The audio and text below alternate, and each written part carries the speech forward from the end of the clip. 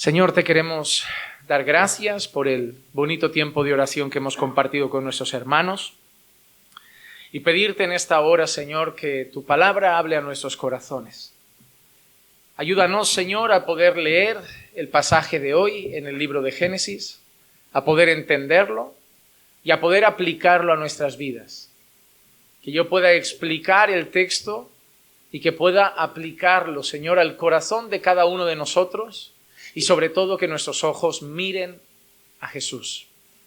Señor, que tu palabra nos hable y que tu Espíritu Santo obre en nosotros, Señor. Pues si tu Espíritu no obra, Señor, solo son palabras que quedarán en nuestros oídos. Pero si tu Espíritu obra, Señor, dará fruto en nuestro corazón. Te pido todo esto en el nombre de Jesús. Amén, amén y amén. Pueden abrir sus Biblias en el capítulo 25. En el capítulo 25. Empezaremos con los versículos 1 al 4 y hoy empezamos con una nueva etapa. Una nueva etapa en el libro de Génesis. ¿Por qué? Porque Abraham va a quedar ya para atrás. La historia de Génesis nos ha ido dando personajes que han ido siendo relevantes, importantes en cada parte de esta historia. Desde Adán y lo que sucedió en el Edén, luego lo que sucedió con Abel y Caín, luego Noé, y luego nos hemos pasado varias y varias semanas con Abraham, que ahora va a dar paso a la siguiente descendencia. Va a dar paso a Isaac, que va a tomar el lugar de patriarca, va a tomar el lugar de, por decirlo, de jefe de pueblo. Y empezamos con esta lectura en Génesis 25, del 1 al 4, que dice: Abraham volvió a tomar mujer, y su nombre era Setura. Recuerden que Sara había muerto, y ahora eso lo vimos anteriormente, la muerte de Sara, su sepultura. Ahora dice, Abraham volvió a tomar mujer, y su nombre era Setura, y ella le dio a luz a Sinram, a Joksán, a Medán, a Madián, a Isbac y a Súa. Joksán engendró a Seba y a Dedán. Y los hijos de Dedán fueron Asurim, Letusim y Leumim. Y los hijos de Madián fueron Efa, Efer, Anoc, Abida y Elda. Todos esos fueron los hijos de Setura. Si alguna hermana está embarazada y siguen dudando del nombre, ahí hay buenos ejemplos. Súa, Isbac, le pueden llamar Efer, le pueden llamar Anoc, le pueden llamar Abida. Así que con libertad, con nosotros con gusto presentaremos a Joksán, a Zimram. Zimram suena muy egipcio, ¿verdad? Pero hay una cosa que vemos aquí. Abraham volvió a tener hijos y es curioso, ¿no? Nos hemos pasado viendo la historia de Abraham y Sara en esa lucha por tener hijos que no llegan. Una mujer incapaz de biológicamente tener un hijo, un hombre incapaz por edad biológicamente de tener un hijo. Pero de repente el Señor les da el hijo de la promesa. Sabemos que también bajo el consejo de Sara, Abraham también tuvo un hijo con la egipcia, con la esclava. Pero vemos esa lucha, ¿no?, por tener un hijo. Y ahora de repente, como si nada, Abraham se casó con Setura y ha tenido una tropa. De verdad, es que uno lo lee y dice, oye, parece que nunca ha habido problemas aquí de fertilidad, porque Abraham volvió a tomar mujer y su nombre era Setura, y ella le dio a luz a Zimram, a Joksán, a Medán, a Madián, a Isbac y a Súa, que no hablamos de un hijo, que no hablamos de lo intentaron mucho tiempo, se esforzaron y tuvo un hijo más. No, se casó otra vez y tuvo, aquí aparecen 6 hijos. 6 hijos. Y esto nos da a entender que la importancia del relato de Abraham con Sara, de Isaac, nunca fue los hijos ni la cantidad de hijos, fue el plan de redención. Fue el plan de redención, porque hay algo que a lo largo de la historia el Señor va a dejar claro, porque no va a ser la primera mujer estéril que va a aparecer, y no va a ser el primer hijo que el Señor concede y que biológicamente no podía haber, porque aquí la idea es, Dios hizo una promesa, un descendiente de la mujer que pisaría la cabeza de la serpiente. Y la historia se complica, porque dentro de ese pueblo de Dios, de donde se espera el descendiente, de repente hay mujeres estériles. ¿Cómo vendrá? Y Dios da esos hijos para dejar algo claro. El Mesías, la salvación es del Señor. No es obra de los hombres. Por eso ahora Abraham con Cetura tiene 6. Pero de ahí no hay un Redentor, de ahí no hay un Mesías, de ahí no hay el Hijo de la promesa. El Hijo de la promesa vino de Dios. Fue un milagro. Fue un regalo del cielo. Estos hijos fueron normales, biológicamente entre ellos, 6. Pero el Hijo de la promesa, el que daría continuidad a la promesa de Dios hasta llevar al Mesías, fue un regalo de Dios. Fue una obra milagrosa, para que siempre quede claro en la historia bíblica que la salvación es del Señor. Es del Señor. Cuando hablamos del nuevo nacimiento, ¿recuerdan lo que dice Juan? Que los que han nacido de nuevo no es de sangre, ni de carne, ni de voluntad de hombre, sino de Dios.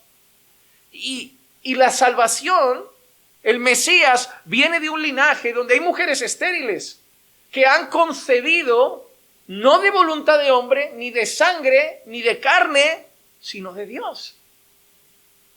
Sino de Dios. Dejando claro que nuestra salvación siempre ha sido obra de Dios. Y que el hombre es incapaz de salvarse a sí mismo. Necesitamos la obra milagrosa del Señor. Ahora, cuando decimos que Abraham tomó otra mujer, algunas personas, por lo que dice Primera de Crónicas, capítulo 1 y el versículo 32, se llegan a hacer la pregunta de si era mujer o si era concubina. Sabemos que en aquella época habían esposas, habían concubinas, porque Primera de Crónicas 1:32 dice: los hijos que Cetura, concubina de Abraham, dio a luz, fueron Zimram, Joksán, Medán, Madián, Isbac y Súa, y los hijos de Joksán fueron Seba y Dedán. Pero hay una cosa interesante aquí. No es que haya una contradicción. El Génesis dice esposa, Crónicas dice concubina. Lo primero que debemos entender es que si fuera una concubina no habría problema en aquella época. Lo segundo que debemos entender es que muchas veces el relato bíblico quiere enaltecer algo. Y probablemente cuando Crónicas lo menciona como concubina, es porque siempre ha quedado algo, que la mujer principal del patriarca era Sara, que el hijo de la promesa vino de Sara y que Cetura está en un completo segundo plano. Cetura no es relevante en el plan de redención como lo fue Sara, y por eso la Escritura a veces la cataloga como secundaria. Yo sé que para nosotros en Occidente esto es horrible. Esto de ser el segundo plato es horrible. Pero van a ver algo interesante. Por ejemplo, cuando Abraham vaya a dar su herencia, van a ver que le da todo a Isaac y a los otros hijos le da regalos. Eso lo haces hoy. Tus hijos no van ni al entierro, como vean eso en el Testamento. ¿Cómo? ¿A partes iguales? ¿Todos iguales? Abraham dijo, no, todo para Isaac. A los otros, algún regalito. Le doy unos camellos, unas cabras, pero todo para Isaac. Los siervos para Isaac, el dinero para Isaac, todos los bienes para Isaac. Pero en aquella época eso no provocaba una pelea familiar, porque eso era común. Había un primogénito. Y son valores que ahora, pues como hay ese nuevo pensamiento, no, da igual, el primero o el último, se quieren, todo es lo mismo, todo es lo mismo. En aquella época y en Oriente funcionaba diferente. Funcionaba distinto. Y lo vamos a ver. Así que Abraham tuvo otra mujer, tuvieron hijos, pero mira qué interesante. Esos hijos, en el desarrollo de la historia bíblica, vuelven a aparecer. Por lo menos los pueblos que salen de ellos. Por ejemplo, vemos que uno de esos hijos y el pueblo que sale de él tiene relación con Moisés. Cuando nosotros leemos Éxodo capítulo 2 y el versículo 15, dice: cuando Faraón se enteró del asunto, trató de matar a Moisés, pero Moisés huyó de la presencia de Faraón y se fue a vivir a la tierra de uno de los hijos de Cetura. ¿Cómo se llamaba? Madián. Moisés se fue a vivir a la tierra de Madián y allí se sentó junto a un pozo. Madián se encuentra a las orillas del Mar Rojo. ¿Y por qué es importante ese pasaje? Porque ¿de dónde era la esposa de Moisés? Era de Madián. La esposa de Moisés era de Madián. Y parece en cierto sentido que como es la esposa de Moisés, pues eso va a tener un futuro prometedor. Pero la realidad es que el pueblo que nace de allí es todo menos amigo del pueblo de Dios. Nosotros, por ejemplo, leemos Jueces capítulo 6 y el versículo 1 y dice: los hijos de Israel hicieron lo malo ante los ojos del Señor y el Señor los entregó en manos de Madián por 7 años. Ahora, mire qué curioso. Tenemos a Isaac, el hijo de la promesa, y luego aparece Ismael, el hijo que había tenido Abraham con la egipcia. ¿Y quién fue el pueblo que acabó esclavizando a los hebreos? Los egipcios. Luego, Abraham tiene otra esposa y tiene varios hijos, y entre ellos aparece Madián, de donde viene otro pueblo, y ese pueblo se vuelve un enemigo feroz del pueblo de Dios. Entonces vemos siempre que, y yo siempre lo voy a recordar a lo largo de Génesis, porque eso no lo pueden perder de vista, dos linajes. Vemos siempre vamos a ver la historia rota por la mitad en dos linajes. Un pueblo que fue fiel y adoró al Señor, y un pueblo que no adoró al Señor y además en muchas ocasiones era enemigo de su pueblo, ¿verdad? Nosotros vemos que Abel y Caín, la Biblia dice, el apóstol Juan, que Caín era del maligno.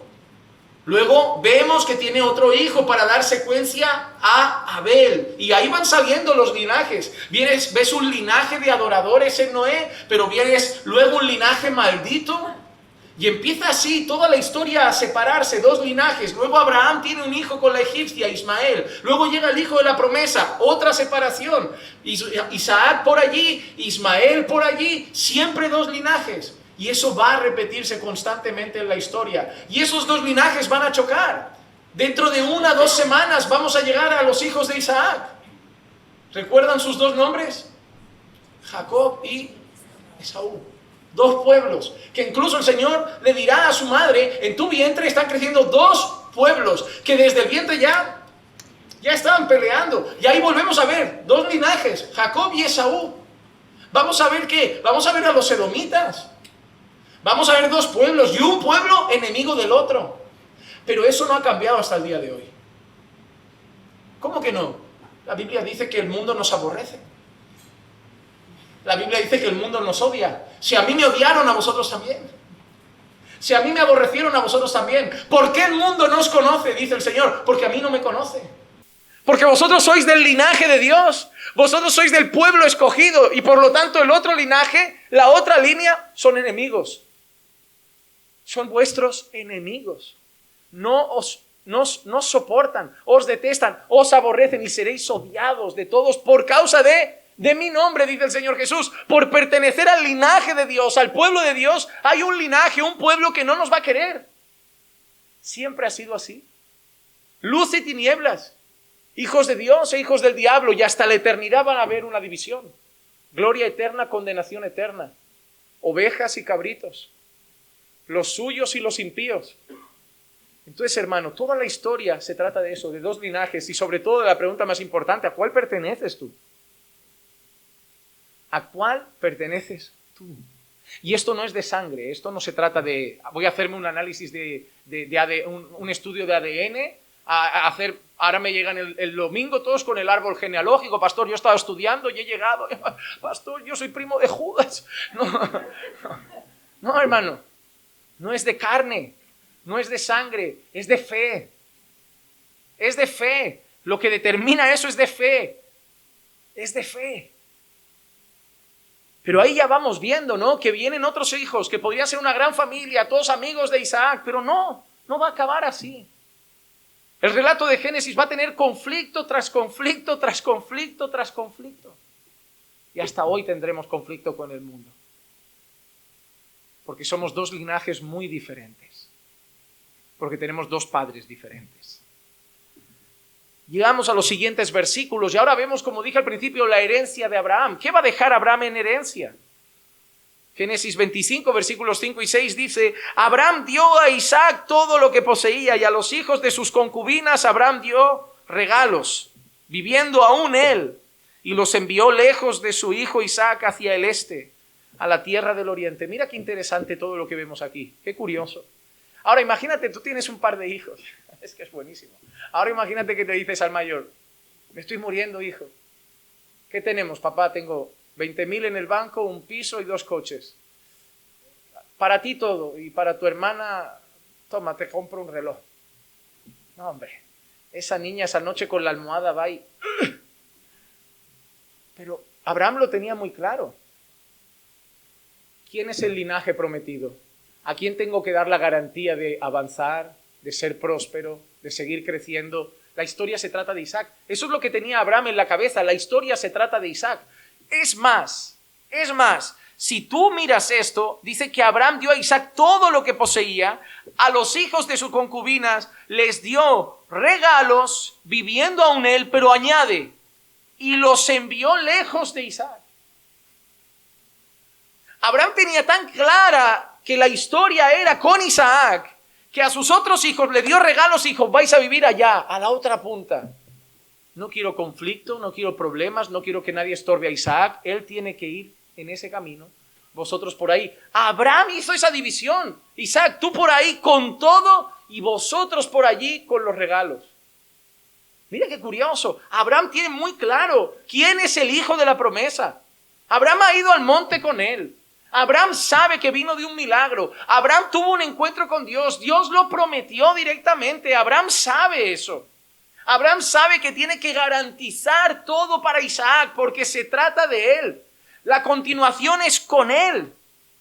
Es el Dios de Abraham, de Isaac y de Jacob. No es el Dios de Abraham, de Madián y de Jacob. No es el Dios de Abraham y de cualquier otro hijo de la concubina. Es el Dios de Abraham, de Isaac y de Jacob. Y Abraham lo sabe. Isaac es la continuación de la historia de la redención. Es la continuación de esa historia. Romanos capítulo 9, versículos 6 al 8. Mira qué curioso las palabras del apóstol Pablo. Pero no es que la palabra de Dios haya fallado, porque no todos los descendientes de Israel son Israel. Ni son todos hijos por ser descendientes de Abraham, sino que por Isaac será llamada tu descendencia. Esto es, no son los hijos de la carne los que son hijos de Dios, sino los hijos de la promesa. Esos son considerados como descendientes. Mira lo que está Pablo garantizando. ¿Por qué? Porque mucha gente pensaba, hay un montón de judíos que no quieren a Jesús. Hay un montón de judíos que rechazan al Mesías. Hay un montón, entonces Dios ha fallado porque dijo que Dios salvaría a su pueblo. Y Pablo dice, no, pero ¿quién es su pueblo? Vamos a especificar y definir esa palabra. ¿Quién es su pueblo? Y Pablo lo dice, no son los de carne, no son los de sangre, no son ellos, son los de la fe. ¿La evidencia cuál es? Los hijos de la concubina no fueron fieles a Dios, fueron enemigos del pueblo de Dios, pero eran hijos de Abraham. Sí. Ismael era hijo de Abraham. ¿Sí o no? Sí. Madián era hijo de Abraham. ¿Sí o no? Sí. ¿Fueron hijos de Dios? No. Por eso no podemos hacer esa relación, y es lo que Pablo está diciendo. Dios no se ha equivocado. Pero dijo Abraham y su descendencia. Oye, ellos son descendencia de Abraham. Ismael es descendencia de Abraham. Llevan sangre de Abraham. Llevan su sangre. Pero Pablo está diciendo, Dios nunca se equivocó porque no se trató de sangre. Ese es el problema. Ese es el problema que tenían los escribas y fariseos. ¿Recuerdan con Jesús? Tenemos a Abraham por padre. Y Jesús les dice, no, si Abraham fuera vuestro padre, a mí me creeríais. A mí me recibiríais. Pero vosotros sois del diablo. Mira qué contundente. Un pueblo que está elevando a lo alto la patria, la sangre, la carne. Jesús dice, esto no se trata de carne, amigo. Abraham, si fuera por la carne, Ismael, Madián, pero son enemigos. Dios los ha condenado. Es más, Dios los ha borrado a algunos del mapa. Dios ha lanzado profecías en el Antiguo Testamento diciendo, ese pueblo y ese pueblo, los fulmino hasta que no quede ni uno. Y algunos venían de Abraham en cuanto a la carne. Por eso Pablo dice, Dios no se ha equivocado, porque nunca se trató de la carne. Se trató de algo mayor, de la fe. Y por eso Abraham todo lo apunta hacia Isaac, porque se trataba de la promesa de redención. En Éxodo capítulo 3, versículo 15, mira, dijo además Dios a Moisés: así dirás a los hijos de Israel, el Señor, el Dios de vuestros padres, el Dios de Abraham, el Dios de Isaac y el Dios de Jacob me ha enviado a vosotros. Mira la palabra, el Dios de Abraham, el Dios de Isaac y el Dios de Jacob. ¿Hubieron otros hijos de Abraham? Sí, pero ¿quién está contado entre los patriarcas? ¿Quién está contado entre el linaje prometido? Es Isaac, y Abraham lo sabe. Por eso todo se lo dio a Isaac y le dice a sus hermanos: iros por otro lado. Iros por otro lado, no le vais a poner trabas, yo no quiero molestias, yo no quiero perturbarlo, yo no quiero que vengáis a incomodarlo, yo quiero que vaya por ahí con todo para seguir creciendo y seguir viendo cumplida la promesa de Dios. Pero somos cristianos, no somos abrámicos, no somos isaáquicos, o como lo podríamos llamar, somos cristianos. Porque al final nuestra fe no está en Abraham, nuestra fe no está en Isaac. Nuestro vínculo a Abraham, nuestro vínculo a Isaac, nuestro vínculo al pueblo prometido no está en ellos, está en Cristo. Y eso Pablo lo matiza también en Gálatas. En Gálatas capítulo 3 y el versículo 16 dice: ahora bien, las promesas fueron hechas a Abraham y a su descendencia. Pero mira qué interesante, volvemos a lo mismo. ¿Descendencia quién es? ¿Ismael es descendencia? También no, es hijo. Madián es descendencia, pero las promesas no eran para ellos. Pero llevan la sangre de Abraham. Tienen un vínculo físico con Abraham, pero la promesa no era para ellos. Pero es que Pablo lo vuelve a matizar y dice: ahora bien, las promesas fueron hechas a Abraham y a su descendencia. Dice, no dice y a las descendencias, como refiriéndose a muchas, sino más bien a una y a tu descendencia, es decir, Cristo. La promesa de Dios hecha a Abraham se culmina en Cristo. Las promesas bíblicas se culminan en Cristo. Las promesas de salvación se culminan en Cristo. No podemos ver ninguna promesa en la Escritura fuera de Jesús. Él es el amén. No somos judíos para pensar que las promesas se cumplen en el pueblo judío. No somos musulmanes para pensar que las promesas se cumplen en el pueblo musulmán. Somos cristianos y Pablo dice, en Él se cumplen todas las promesas. Todas las promesas son en Jesús, sí y amén. Y quien no crea eso, que mire su fe. Cristo es el amén de Dios. Cristo es yo he cumplido y en Él está todo. Cuando tú miras el Antiguo Testamento, tú ves, por ejemplo, las promesas de bendición y maldición. Lees Deuteronomio, ¿no? Todas estas bendiciones os daré si obedecéis. Y todas estas maldiciones vendrán a vosotros si pecáis. Sencillo. Pero hermano, todo eso apunta a Jesús también. Todo es sombra de lo que ha de venir. Todo lo nuestro depende de nuestro vínculo con Cristo. Tú no eres bendecido por ser bueno, tú eres bendecido por estar en Él. Tú tienes todas las bendiciones en Él. El cuidado de Dios en Él. Tú puedes llamar a Dios Padre en Él. Fuera de Él no tienes nada, absolutamente. Fuera de Él no hay perdón. Fuera de Él no hay un Padre en el trono. Fuera de Él no hay salvación. Fuera de Él no hay garantía eterna. Fuera de Él no hay bendición. Pero en Él está todo. En Él habéis sido bendecidos con toda bendición espiritual en las regiones celestiales en Cristo. En Él habéis sido amados, en Él habéis sido escogidos, en Él habéis sido perdonados, en Él habéis sido redimidos, en Él todo se lo debemos a Jesús. Cuando miramos a Abraham, gloria a Dios. Cuando miramos a Isaac, gloria a Dios. Cuando miremos a Jacob, que además no pintó muy bien al principio su historia, ya lo vamos a ver, gloria a Dios. Pero al final no nos quedamos en ellos, al final todo lleva al mismo lugar. El templo llevaba a Jesús, los sacrificios llevaban a Jesús, los sacerdotes llevaban a Jesús. Es la Biblia mirándonos y diciendo, pasa página, no te puedes quedar ahí, sigue pasando porque no ha llegado. Y cuando llega Él, cuando dice, el verbo se hizo carne y habitó entre nosotros y vimos su gloria. Ahí te puedes quedar. En Él quédate. Ya no pases página, quédate en Él. Mira Apocalipsis, todo acaba con Él. Todo acaba con Él, no hay más. Después de Apocalipsis es la victoria de Cristo, no hay más historia. Abraham hay más historia, Isaac hay más historia, Jacob hay más historia, Josué hay más historia, Moisés hay más historia. Cristo acabó la historia. Llega Apocalipsis, punto final, vengo a vencer, amén. Sí, Señor, ya.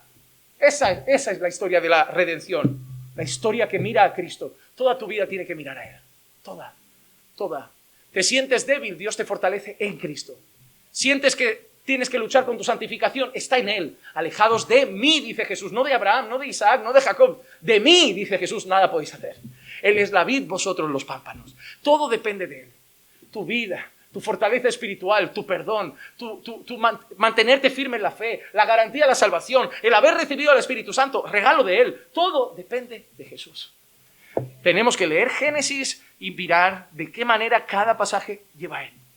Lleva a Él. Porque de Él se trata esta historia.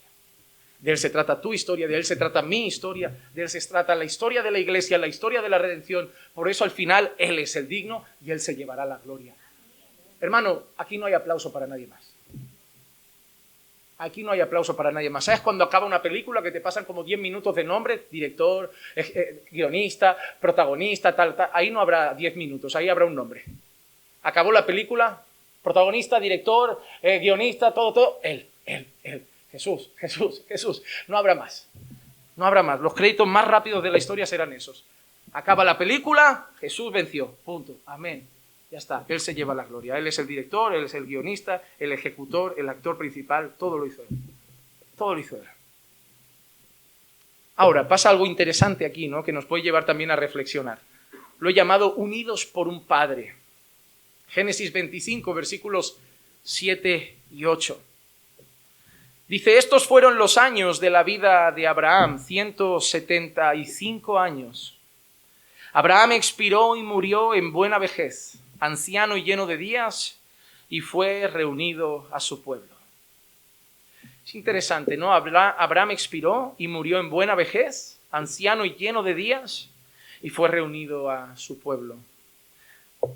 Hermanos, Abraham murió, y eso es otra señal de que nuestra esperanza no puede estar en Abraham. Abraham murió. Abraham no venció la muerte. Eso es otra esperanza que nos hace recordar que no podemos poner nuestra fe en Abraham. Qué triste los que ponen su esperanza en Buda. No venció la muerte. Qué triste los que ponen su esperanza en Mahoma. No venció la muerte. Nosotros hemos puesto la esperanza en Jesús. Él venció la muerte. Él murió, pero al tercer día resucitó. El sepulcro está vacío. Yo recuerdo cuando fuimos a Jerusalén, unos buscan un sepulcro, otros buscan otro sepulcro. Ahí había mucho debate, ¿cuál es? Digo, mira, voy a poner aquí a descifrar los misterios antiguos de la arqueología. Yo solo sé que ese está vacío y ese también. Sea el que sea, él no está. Eso es lo importante. O sea, ese, puede ser ese. No sé, ese, ¿está ahí? No, está ahí tampoco. ¿Qué más da si es ese agujero o es ese agujero? El sepulcro que sea, está todo vacío. Él no está. Y esa es la importancia. La importancia no es averiguar el lugar preciso, la importancia es el hecho de que Cristo resucitó. Y el que pone su fe en Él no verá muerte. Y aunque está muerto, vivirá. Por eso, cuando morimos nosotros estando en Cristo, nuestra muerte es vista diferente. Y me encanta cómo lo describe el salmista. En el Salmo 116, el verso 15 dice, estimada es a los ojos del Señor la muerte de sus santos. Estimada. Oye, mira qué curioso, ¿no? Es como estimada es. Hay gusto en Dios en la muerte de sus santos. Pero parece horrible, ¿no? Pero ¿quién se alegra con la muerte? El que sabe que van a estar mejor. El que sabe que van a estar con Él. El que sabe que lo que les espera es maravilloso. ¿Quién se pone triste con la muerte? El que tiene incertidumbre. El que no sabe lo que hay después. El que tiene miedo a lo de después. El que no tiene garantía con lo de después. Pero nosotros podemos decir que para nosotros el morir es ganancia. Y hermano, quiero decirte algo. Haz de esa verdad una verdad en tu corazón. ¿Cómo que haga de esa verdad una verdad en mi corazón? Hay mucha información en ti que solo sigue aquí, pero todavía no está aquí. No está aquí. La sabes, la teoría es maravillosa, pero aquí no está. ¿Cómo es eso? Te explico. A mí me ha pasado. Yo sé que Dios es soberano. ¿Por qué paso noches sin dormir? Preocupado, angustiado, comiéndome la cabeza. Si Dios es soberano. Porque la información teórica está aquí. Pero hay días que aquí no está viva.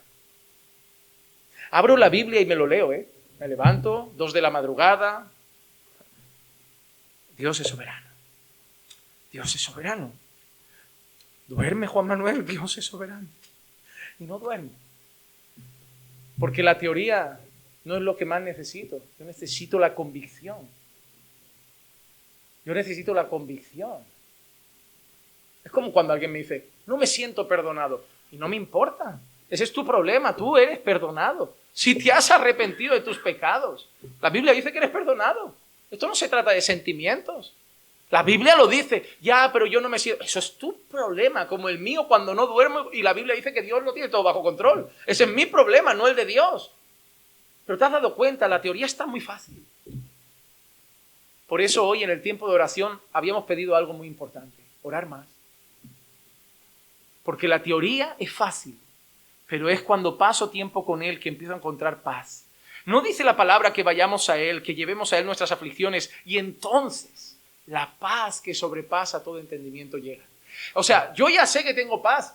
La teoría la sé. Alguien está preocupado que le digo, Jesús te dice en su palabra, mi paz os dejo, mi paz os doy. No es como el mundo la da. No se turbe vuestro corazón ni tenga miedo. Pastor, la teoría la sé, pero no tengo paz. ¿Verdad? Lo sé, sí, amén. Sigo sin paz, amén, sigo sin paz. Tenemos un problema aquí, no aquí. Nuestro problema no está aquí. Todos nosotros sabemos cómo tener el matrimonio perfecto, aquí. El problema está aquí. El problema está en llevarlo de aquí a los pies, en llevarlo de aquí a la vida, el de estar convencidos de eso. ¿Sabes qué hace falta? El creyente que le digan, tiene cáncer, y tenga una sonrisa y diga, Dios es soberano. No el que sepa la teoría, el que la viva. El que se esté apagando y nos diga a nosotros alrededor de su cama, no lloren, es ganancia. El que lo viva, eso es lo que hace falta. No hace falta saber que la muerte de los santos es estimada al Señor. Hace falta que enterremos a un hermano un día y cantemos alabanzas. Y digamos, hermanos, es día glorioso. Está mejor que nosotros. Y que no lo digamos como para convencernos, que lo sepamos y que cantemos. Él está con el Señor, ya no lucha con su pecado, ya no sabe lo que es la enfermedad, ya no sabe lo que es el dolor, ya no sabe lo que son las tentaciones. Estimada es a los ojos del Señor la muerte de sus santos. La muerte para nosotros no es un túnel oscuro y tenebroso. La muerte para nosotros es el camino a la gloria. Solo Dios tiene derecho a decidir cuándo vamos y en qué circunstancias. Yo soy muy cobarde para algunas cosas. Me envalentono para otras, pero yo reconozco que a veces le he dicho al Señor, Señor, mi plan sería darle un beso a mi mujer en una noche, a la edad que tú quieras, haber tenido el mejor fin de semana con mi iglesia para no tener rencillas y que nadie se vaya con mal recuerdo, irme a dormir y no despertar. Lo de agonizar, una enfermedad pesada, yo prefiero evitarlo. Yo sé que tú eres soberano, pero si puedo elegir, que no pueda. Porque a mí no me da miedo morir, me da miedo el dolor, me da miedo el sufrimiento, me da miedo... Tengo pánico a morir ahogado. Yo no quiero morir ahogado, yo no quiero morir así, yo no quiero asfixiarme, yo no quiero... Pero Dios es soberano. Yo no puedo elegir el día, no puedo elegir la manera, no puedo elegir el cómo, no puedo elegir nada. Pero tengo que vivir con la certeza de que el día será el que Dios quiera, la forma será la que Dios quiera, pero sea como sea, aunque duela una hora, aunque me asfixie un rato, Abriré los ojos en gloria y no me acordaré de la asfixia, ni de las quemaduras, ni del dolor, ni del sufrimiento de esa enfermedad, porque solo habrá gozo. Yo quiero vivir con esa certeza. Yo quiero ser feliz en la fe. ¿Sabes por qué muchos creyentes no tienen gozo? Porque no viven la teoría que saben. Viven enfadados. Viven tristes, no disfrutan. Hermano, tenemos vida abundante. La mejor vida que existe en la humanidad es la vida del creyente. El que tiene salvación, el que tiene a Cristo, el que el Todopoderoso es su Padre. ¿Cómo vamos a estar angustiados, tristes, cabizbajo? Deberíamos vivir en un constante gozo, pero nos falta la convicción, nos falta la certeza de que Dios es mi Padre, que soy perdonado. Por eso todos los domingos dice, entrad por sus atrios con júbilo. Debería haber gozo y alegría cuando somos convencidos cada día que nos reunimos un domingo a celebrar la salvación. Hermano, ora. Ora para que estas verdades las vivas. Las vivas. Porque vas a disfrutar mucho tu fe cuando bajen de aquí a aquí. Porque no hay camino más gozoso que el camino del creyente. El mundo es duro, es difícil, lleno de pruebas, pero para nosotros es un mundo lleno de pruebas acompañado por el Todopoderoso. Hermanos, eso nos da mucha paz. Mira cómo sigue ahora el versículo 9 y 10. Dice, y sus hijos, Abraham ha muerto, y sus hijos Isaac e Ismael los sepultaron en la cueva de Macpela, en el campo de Efrón, hijo de Zoar hitita, que está frente a Mamre, el campo que Abraham compró a los hijos de Ed. Allí fue sepultado Abraham con Sara, su mujer. Mira qué interesante, ¿no? Esos hijos no habían estado muy bien últimamente. Yo no sé si recuerdan por dónde fue la historia, pero ese hijo ya se había marchado. Ese hijo y su madre fuera. Pero se han juntado, ¿por qué? Por una muerte. Por la muerte de un padre. Y no es la primera vez que pasa, porque si leemos y lo leeremos, Génesis 35, 29 dice, y expiró Isaac, Isaac morirá también. Pero mira que dice, y expiró Isaac y murió, y fue reunido a su pueblo, anciano y lleno de días, y sus hijos, Esaú y Jacob, lo sepultaron. Y vamos a ver que en el camino, Esaú y Jacob no tuvieron las mejores relaciones. Ismael e Isaac se juntan para sepultar a Abraham. Esaú y Jacob se juntan para sepultar a Isaac. Las muertes a veces unen a la familia, pero no debería ser así. No deberíamos esperar a que muera alguien para volver a vernos con la familia. No deberíamos esperar a que muera papá para volver a verme con mi hermana. No debería esperar a una tragedia para volver a reconciliarme con alguien. Soy cristiano. Hermanos, si en nuestro corazón hay alguna rencilla grave con alguien, nosotros somos creyentes. El mundo le da igual verse solo en los funerales. Al mundo le da igual verse solo en los entierros, pero nosotros somos llamados, según lo que dice Pablo, a lo siguiente. En cuanto dependa de vosotros, estad en paz con todos los hombres. Nosotros somos llamados a dar el paso a la reconciliación.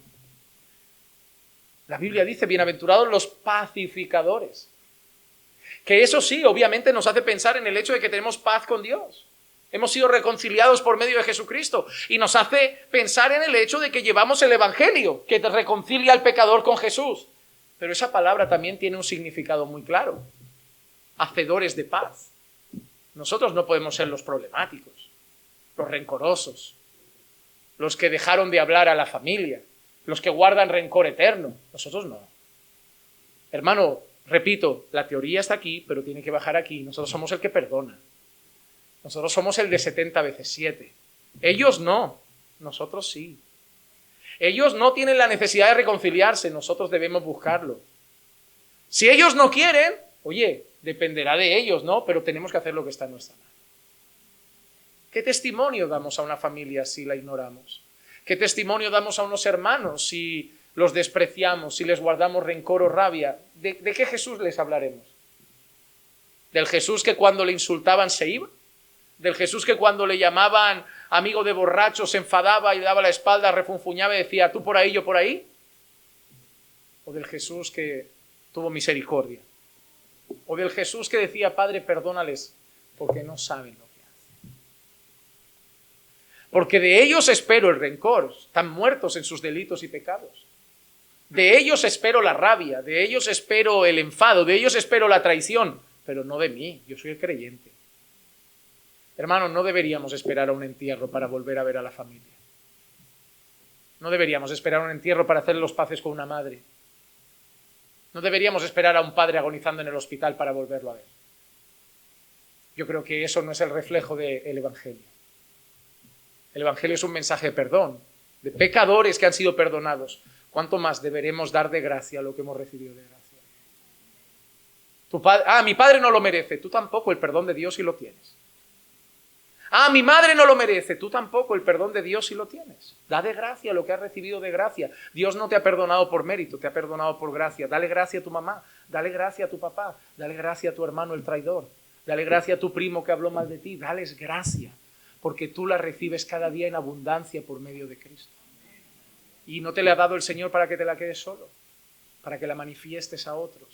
Y cuando la gente pregunte, oye, nunca pensé que volverías, nunca pensé que me perdonarías, ahí habla de esa gracia. Esa gracia no viene de mí. Yo no lo haría.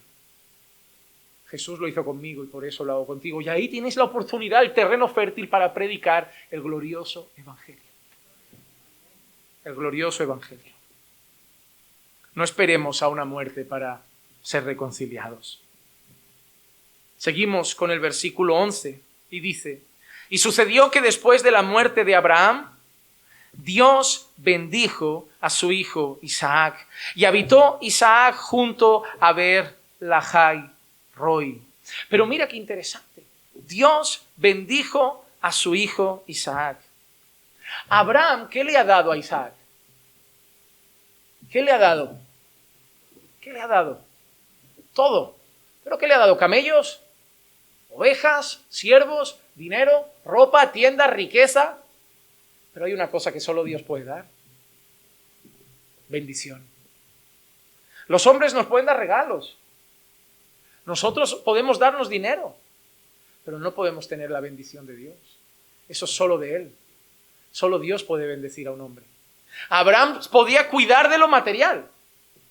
Abraham podía garantizar que los próximos años de Isaac no le hiciera falta nada.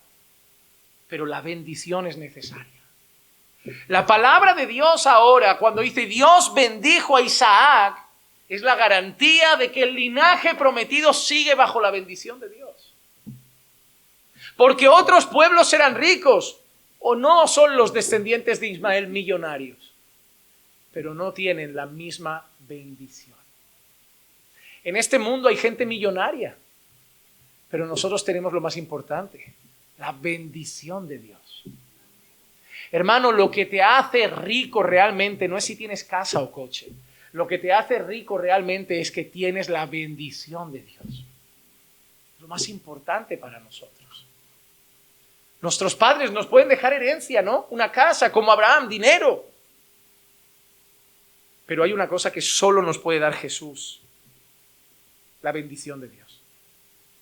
La bendición de Dios. Efesios 1:3, bendito sea el Dios y Padre de nuestro Señor Jesucristo, que nos ha bendecido con toda bendición espiritual en los lugares celestiales.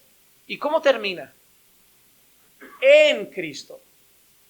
Hermano, no puedes leer simplemente bendito sea el Dios y Padre de nuestro Señor Jesucristo, que nos ha bendecido con toda bendición espiritual, porque Pablo no acaba ahí, Pablo acaba en Cristo. Tu bendición es en Cristo. Gloria a Dios que Dios me ha dado acceso y puedo orar y hablar con Él por medio de Cristo. Gloria a Dios que me espera la vida eterna en Cristo. Gloria a Dios que soy su hijo en Cristo. Por eso, lo más importante de nuestra vida no es si estamos en Barcelona, en Guayaquil, en Bogotá, en Los Ángeles, en Zúrich, es que estamos en Cristo. Porque puedes ir de Zúrich al infierno, de Bogotá al infierno, de Barcelona al infierno. Y te voy a decir una cosa, no te asustes, pero puedes ir de caminando por fe al infierno. Puedes ir de congregar aquí, escuchar sermones, cantar alabanzas al infierno. Lo único que no te lleva al infierno es estar en Cristo. En Cristo. La pregunta más importante para nosotros en esta vida es ¿dónde estamos? No. ¿En quién estamos? O estamos en Cristo o estamos en Adán. O estamos muertos o estamos vivos. ¿Y la vida dónde está? ¿Dónde? En Cristo. Porque cuando estabais muertos en vuestros delitos y pecados, Él os dio vida juntamente con Cristo. Por gracia sois salvos. Es en Él. Lo más maravilloso que me ha pasado es Jesús. Lo más maravilloso de mi vida es Jesús. Yo no sé cuánto tiempo estará mi esposa conmigo, mis padres conmigo, mis hermanos conmigo. Son conscientes de que llegará un tiempo que nos vamos a ir enterrando, ¿no? Es duro. No nos gusta hablar de la muerte, pero es una realidad. Si siguen aquí, que ojalá sea así, que no vayan a más iglesias mientras vivan en Barcelona y aquí pasen el resto de sus días, enterraremos a gente, diremos adiós a hermanos. Pero habrá gozo si estaban en Cristo. La tristeza es cuando decimos adiós a alguien que no está en Cristo. Porque hermosa es a los ojos del Señor la muerte de sus santos, pero terrible es la muerte de los que mueren sin Cristo. Porque para nosotros hay gloria, pero para los demás hay condenación. Por eso debemos seguir predicando el Evangelio. Necesitamos decirle a la gente, tienes que estar en Cristo. Esta vida es pasajera, el juicio es eterno y la única esperanza para ser librados de la condenación es Cristo Jesús. Es Cristo Jesús. Concluimos con los últimos versículos de hoy, Génesis 25 del 12 al 18. Pararé por ahí para dar seguimiento la semana que viene. Y terminamos con los 12 príncipes que salen de Ismael. Qué curioso que Moisés quiere terminar con la genealogía o las generaciones de Ismael. Estas son las generaciones de Ismael, hijo de Abraham, el que Agar la egipcia, sierva de Sara, le dio a luz a Abraham. Y estos son los nombres de los hijos de Ismael, nombrados por el orden de su nacimiento. El primogénito de Ismael, Nabaiot, después Cedar, Adbeel, Mibsam, Misma, Duma, Masa, Adar, Tema, Getur, Nafis y Cedema. Ahí tiene más nombres para los próximos. Aquí, yo lo presento, oramos con el pastor Marcos. Te presentamos a Mibsam. Parecen marcas de coche japonés, hermano. Pero hay una cosa interesante. Dice, estos son los hijos de Ismael. Y estos son sus nombres por sus aldeas y por sus campamentos. 12 príncipes según sus tribus. Estos fueron los años de la vida de Ismael, 137 años, y expiró y murió, y fue reunido a su pueblo, y habitó desde Avila hasta Sur, que está enfrente de Egipto, según se va hacia Asiria. Se estableció allí frente a todos sus parientes.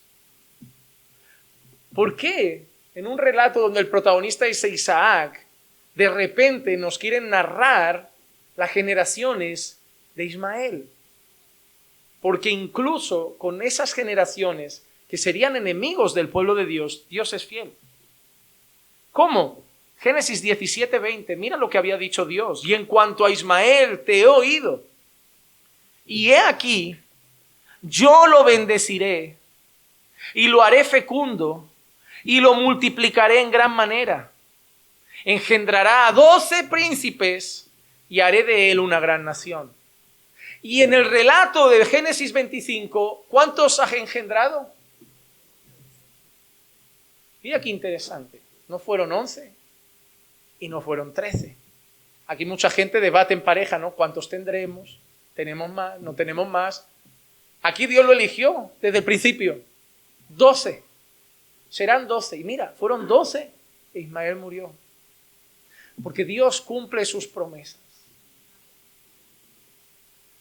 Y Dios es soberano incluso para cumplir su voluntad hasta en la vida de impíos. Hay algo que a veces se nos olvida y es el hecho de que Dios gobierna el mundo. A veces pensamos que Dios gobierna nuestra vida o que Dios gobierna la iglesia. Dios gobierna el mundo. Hermano, no hay nada político, social, que suceda en este mundo sin estar bajo la soberanía y el trono de Dios. Dios gobierna el mundo. Y si Dios quería que de ahí saliesen 12, 12 salen. Él hace su voluntad no solo sobre su pueblo, sobre todo el universo.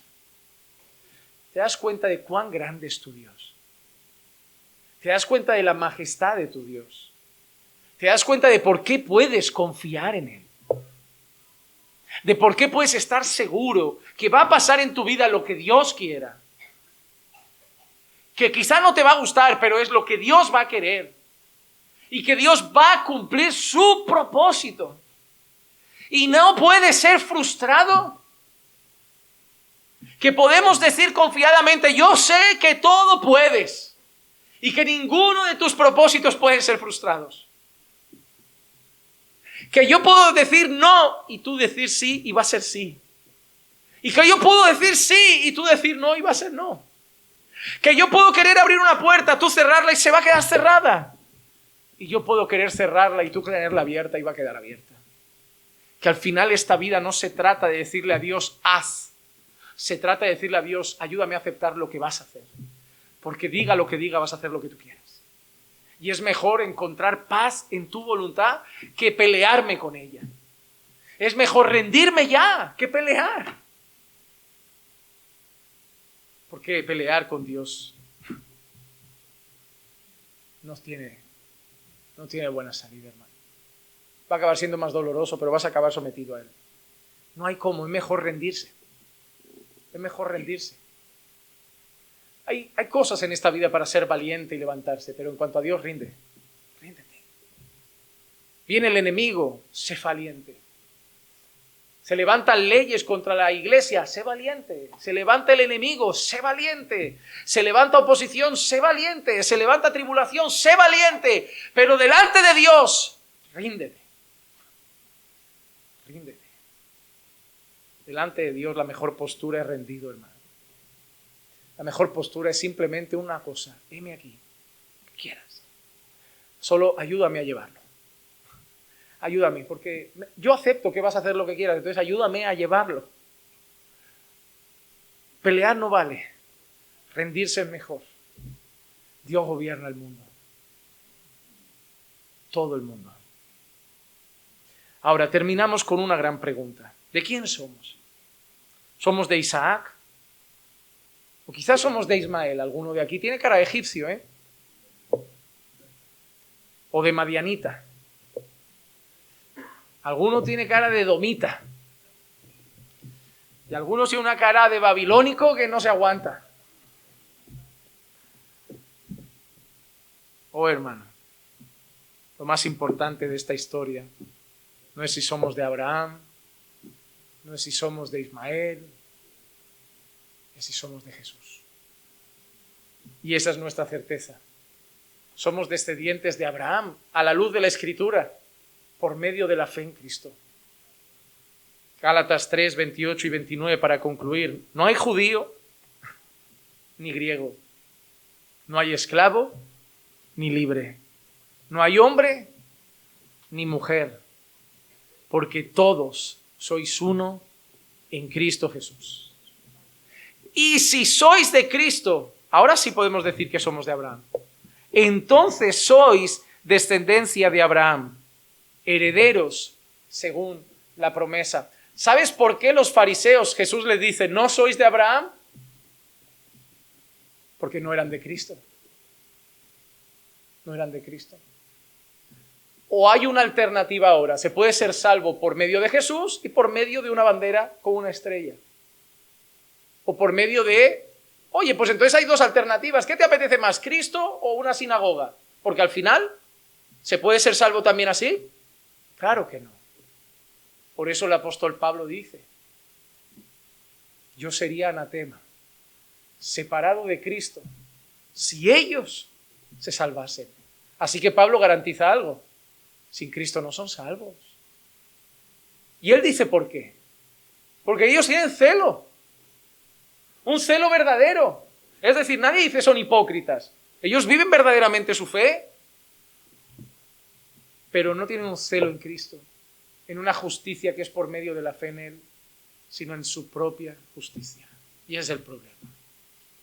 Que no hay otro camino a no ser el de la fe en Jesucristo. Nosotros somos de Cristo. Y entonces no importa la bandera. No importa dónde naciste. No te pedirán partida de nacimiento para el reino de los cielos. La partida de nacimiento que importa es la espiritual. ¿Han nacido de nuevo? Es la pregunta. Yo nací en Chile, yo nací en Argentina. ¿Naciste de nuevo? Yo nací en Jerusalén. Mi madre me tuvo en lo alto de la cúpula dorada. ¿Naciste de nuevo? Eso es lo importante. Jesús lo deja muy claro hablando con Nicodemo. Nicodemo, qué ejemplar, qué fe, qué obediencia a la Torá, qué celo por las cosas de Dios. Pero Nicodemo, te es necesario nacer de nuevo. ¿Cómo? Si lo tengo todo. Pues sí, quizá como aquel joven que se acercó a Jesús. ¿Qué tengo que hacer para ser salvo? ¿Conoces la ley? Sí, y la cumplo desde mi niñez. Pero no había nacido de nuevo. No es el lugar, es la persona. Es Cristo. Por eso nosotros predicamos un mensaje que se trata de una persona. Se trata de Cristo. Cantamos a Cristo. Oramos en su nombre. Y predicamos su nombre. Ese es el mensaje. Pablo lo tenía muy claro. Incluso es gracioso y eso lo podemos estudiar a fondo. Pero Pablo en una ocasión dice, gracias a Dios que yo aquí no bauticé mucha gente. Dice Pablo con lo bonito que es bautizar. Pero Pablo tenía una meta principal. Se bautizaron. Obviamente Pablo reconoce que no en sus manos. El creyente debe ser bautizado. Los que creían eran bautizados. Pero Pablo tiene la meta clara. Yo predico a Cristo y Cristo crucificado. Y esa debe ser nuestra meta en esta vida. El mensaje de Jesucristo. La exaltación de Jesucristo. La gloria de Jesucristo. La alabanza a Jesucristo. Dar a conocer a Cristo. Porque al final lo que queremos es que la gente llegue a Cristo. Solo por Él van a ser reconciliados con el Padre. Él es el Cordero prometido. El que iba a pisar la cabeza de la serpiente. La descendencia prometida a Abraham, el fin de toda la ley, el cumplimiento de todas las promesas, el único digno de abrir los sellos y el que vendrá triunfante a por su iglesia. Porque de Él, por Él y para Él son todas las cosas. Solo a Cristo sea la gloria. Vamos a orar. Señor, te damos gracias por tu palabra y por el mensaje de hoy. Gracias por recordarnos, Señor, las verdades que hoy han sido sembradas en nuestro corazón y sobre todo por poner nuestros ojos en Jesús nuevamente, autor y consumador de la fe. Ayúdanos, Señor, a mirarlo a Él, contemplarlo a Él y vivir con los ojos puestos arriba, donde está Cristo sentado a tu diestra. Así nuestra fe será reforzada todos los días en Cristo Jesús. Y en su nombre oramos. En el nombre de Jesús. Amén. Amén y amén.